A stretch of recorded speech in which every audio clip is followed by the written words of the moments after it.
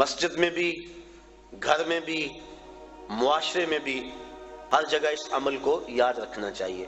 ہم اگر جلسہ کروائیں، ہم اگر محافل منعقد کریں، ہم اگر عالم دین ہیں، ہم اگر شیخ طریقت ہیں، تو ہمیں اس بات کا ضرور خیال رکھنا چاہیے۔ کسی دور میں معزز وہ خیال کیا جاتا تھا جس کی اولاد زیادہ ہوتی تھی، تاریخ عرب پڑھے، اور اس وجہ سے 100 شادیاں کیا کرتے تھے وہ۔ اسلام نے 4 شادیوں کی حد بندی کر دی، چونکہ آدمی سے آگے حق نہیں ادا کر سکتا۔ اور پھر دور بدلتا گیا۔ یہ جو موجودہ دور ہے، اس دور میں عزت کا معیار کثرت دولت سمجھ لیا گیا ہے۔ ہمارے اشتہار دیکھ لیں، معززین شہر، اس کی فہرست پڑھیں، تہجد گزار نہیں ملیں گے۔ اس کی فہرست پڑھیں تو تقوی کے اعلیٰ معیار پہ جو لوگ ہیں لیکن ہیں غریب، وہ نہیں ملیں گے۔ دولت مند لوگ معززین شہر کہلاتے ہیں۔ اور بدقسمتی یہ ہے کہ ہم اپنی محافل کے اندر بھی ان کو ہی ترجیحی بنیادوں پہ آگے بٹھاتے ہیں کہ اس کے پاس دولت زیادہ ہے۔ یہ اسلام کا جو عملی درس ہے مساوات کا، یہ اس کا قتل عام اسٹیجوں پہ ہوتا ہے۔ پیر صاحب کے قریب بھی وہی ہوتا ہے جس کے پاس دولت زیادہ ہو، اور جو غریب ہوتا ہے اس کو کہا جاتا ہے پیچھے بیٹھ جا اور 1.25 لاکھ مرتبہ یا حی یا قیوم پڑھ۔ اس کو وظیفے پہ لگا دیا جاتا ہے اور امیر اسٹیج کی زینت ہوتا ہے۔ رسول کریم کا نام سن کے جس کی آنکھوں سے آنسو چھلکتے ہیں اور حضور کی محبت میں جو تڑپتا ہے، سحری کے وقت اٹھ کے تہجد پڑھتا ہے اور پھر اشراق پڑھ کے مزدوری پہ چلا جاتا ہے، رزق حلال کماتا ہے، نمازوں کی کوتاہی نہیں کرتا، اپنی زبان کی حفاظت کرتا ہے، نظر کی حفاظت کرتا ہے، وہ تو جوتیوں پہ بیٹھے۔ اور جو اسمبلیوں کے اندر اسلامی حدوں کا مذاق اڑائے اور جس کے بارے روز ہم نماز میں کہہ چکے ہیں، وَنَخْلَعُ وَنَتْرُكُ مَن يَفْجُرُكَ، اے اللہ جو تیرے حکموں کو توڑے گا ہم اس سے قطع تعلق کریں گے۔ اس کو ہم اسٹیج کی زینت بنائیں کہ یہ ایم پی اے صاحب ہیں، یہ ایم این اے صاحب ہیں، یہ دولت مند ہیں، اس کے پاس دولت کے انبار موجود ہیں۔ میں دولت سے نفی نہیں کر رہا، دولت عثمان ہو، دولت قارون نہ ہو، لیکن معیار اگر دولت ہوگا تو پھر غریبوں کا استحصال ہوگا، اور اسلام نے اس استحصالی نظام کے خلاف ہی تو جنگ کا اعلان کیا ہے۔ تو یہ مساوات کا درس حج کا درس ہے۔ اس بات کو اچھی طرح سے ذہن میں رکھا جائے اور اپنی عملی زندگی کے اندر ترجیح کس کو دی جائے؟ جو تقوی والا ہے۔ کبھی ایسا بھی ہو کہ ڈھونڈے ہمارے محلے میں سب سے زیادہ متقی کون ہے، آج مہمان خصوصی محفل نعت میں وہ ہوگا۔ بوڑھا ہے، کپڑے پھٹے ہیں، پیوند لگے ہوئے ہیں، جوتا ٹوٹا ہوا ہے، لیکن تہجد بھی پڑھتا ہے، اشراق بھی پڑھتا ہے، چاشت بھی پڑھتا ہے، گمنام ہے، کوئی پوچھنے والا نہیں ہے، حضور کا نام سن کے آنکھیں چھلکتی ہیں۔ ذرا وہ محفل نعت میں صدارت کی کرسی پہ بیٹھا ہو، لطف نہ آ جائے؟ لیکن بدقسمتی ہے، اور میں بات کہہ دیتا ہوں، اپنے بھی خفا مجھ سے ہیں، بیگانے بھی ناخوش، کہ میں زہر حلاحل کو کبھی کہہ نہ سکا کند، بات وہی کہتا ہوں سمجھتا ہوں جسے حق، نئے ابلہ مسجد ہوں نئے تہذیب کا فرزند۔ کبھی ایسا بھی ہوتا ہے کہ آج جو محفل نعت میں مہمان خصوصی ہے، کل وہ شراب خانے میں تھا، اور ہم اس کے لیے نہ کیا کیا زمین و آسمان کے کلابے ملا دیتے ہیں۔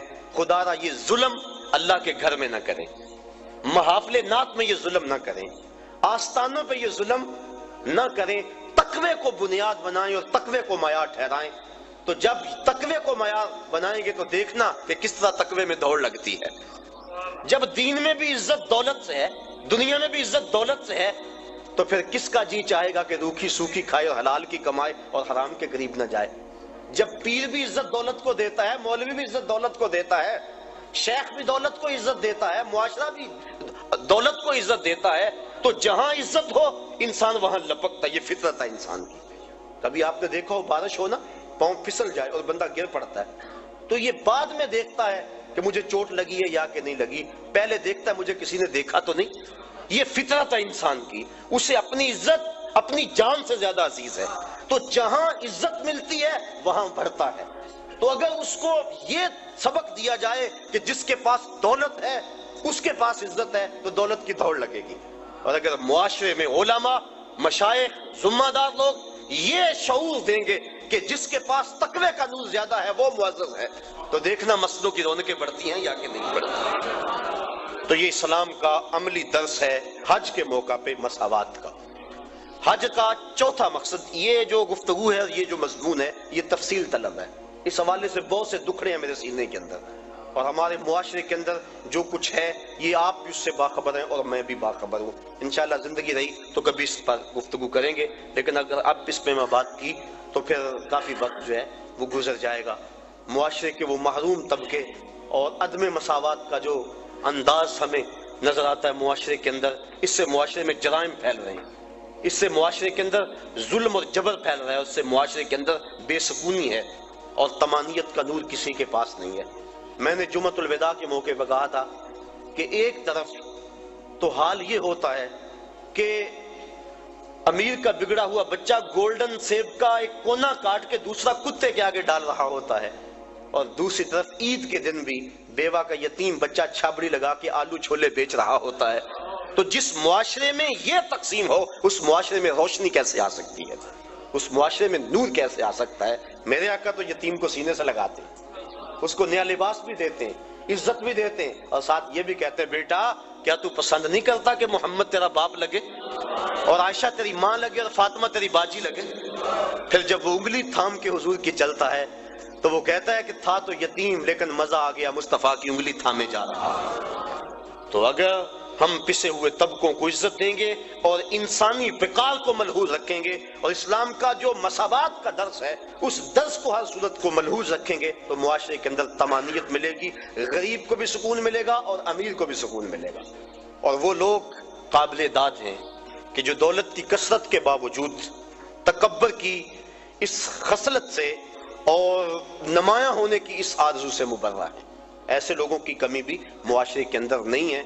جگہ جگہ ہمارا بھی جانا ہوتا ہے، کچھ لوگ ایسے ہوتے ہیں کہ دولت کی کثرت کے باوجود ان کے اندر عجز، خاکساری اور انسانی ہمدردی کے جو جذبے ہیں وہ قابل داد ہیں، اور میں ان پہ جتنی بھی داد ان کو دوں کم ہے. اللہ تعالیٰ ان کی عزتوں میں مزید فراوانی عطا فرمائے. گلی گلی کوچے کوچے ایسے لوگ بھی بکھرے ہوئے ہیں. حج کا یہ تیسرا مقصد تھا مساوات. حج کا چوتھا مقصد ہمیں ہمارے ماضی سے جوڑنا ہے. ہمارا جو ماضی ہے، ہماری جو تاریخ ہے، اس سے ہمیں جوڑنا، یہ حج کا چوتھا مقصد. آپ دیکھ لیجئے، ملاحظہ کرنے پورے حج کو، ہم ملت خلیل سے ہیں اور ہمیں ماضی سے جوڑا گیا. طواف کعبہ ہے، پہلے چکر رمل کے لگائے جاتے ہیں. رمل کیا؟ جس طرح پہلوان اکھاڑے میں چلتا تھوڑا سا ٹہل ٹہل کے کندھے چکا کے اس طرح طواف کرو، پہلے چکر رمل کے لگاؤ. اللہ کا گھر اور اکڑ کے چلے. لیکن تاریخ ڈھونڈی تو یوں ماجرا سامنے آیا کہ فتح مکہ کے دن کافر چھتوں پہ تھے، مسلمان شب و روز ہجرت مدینہ کے بعد جنگوں کی محنت، دین کے لیے تگ و تاز اور جد و جہد میں مصروفیت کی وجہ سے سخت کمزور تھے. کافروں نے کہا دیکھو مکے میں تھے تو آسودہ تھے، یہاں سے چلے گئے نا تو دیکھو کیا حال ہو گیا.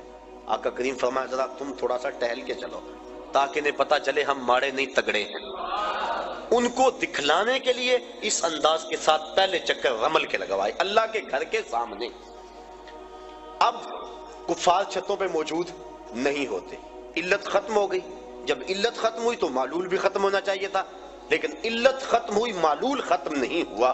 چکر اسی طرح لگائے جاتے ہیں، گو کافر نہیں دیکھ رہے، یار کی سنت کو تو ادا کرنا ہے. تو یہ ماضی سے ہمیں جوڑا جا رہا ہے، ہمارا ذہن پلٹ کے ادھر چلا جاتا ہے اور فتح مکہ کا منظر آنکھوں کے سامنے گھوم جاتا ہے اور اسلام کی شان و شوکت سمجھ میں آتی. اب طواف کر لیں تو حجر اسود کو چومنا ہے. حجر اسود ایک پتھر ہے سیاہ رنگت کا اور اس کو بھڑ بھڑ کے چوما جاتا ہے. انسان اپنی اکلوتی اولاد کے لیے اتنی کشش نہیں پاتا اپنے دل میں جتنی اس پتھر کے لیے پاتا ہے. تو کیا کشش ہے اس پتھر میں؟ حضرت عمر فاروق طواف کرتے کرتے رک گئے اور کہا اے حجر اسود، میں تجھے کبھی نہ چومتا اگر میرے رسول نے نہ چوما ہوتا. اب حجر اسود کے بعد آئیں مقام ابراہیم پہ آ کے 2 نفل پڑھے. اللہ تعالیٰ نے اس کو کہا کہ اس کو مصلی بنا لو. کیوں کہ اس پتھر پہ میرے خلیل علیہ السلام کے قدم لگے. میرے گھر کا طواف کر لیا، لیکن اگر محبت کی ریت سمجھتے ہو اتنی دیر تک طواف نہیں مانوں گا جتنی دیر تک تمہاری پیشانی وہاں نہ آئے جہاں میرے یار کے قدم آئے. کہ اس کو مصلی بنا لو. قریب نماز پڑھو، سیدھ میں نماز پڑھ لو، قریب نماز پڑھ لو، اس کے آس پاس جہاں تمہیں جگہ ملتی ہے نماز پڑھ لو. یہاں نماز پڑھو گے اللہ تمہاری نماز قبول کرے گا، حج بھی قبول کر لے گا. ذرا غور کیجئے، اسلام نے تو پتھروں سے دور نہیں ہٹایا، پتھروں سے ہٹایا ہے، پتھر توڑے گئے، لیکن حجر اسود بھی پتھر، مقام ابراہیم بھی پتھر، ان پتھروں کے نیڑے کیا جا رہا ہے. پتھروں سے دور کیا، ان پتھروں کے قریب کیا جا رہا ہے. کہا یہ وہ پتھر ہیں جس پہ کسی کے قدم لگے ہیں، کسی کے لب لگے ہیں، اس لیے ان پتھروں کے قریب کیا جا رہا ہے.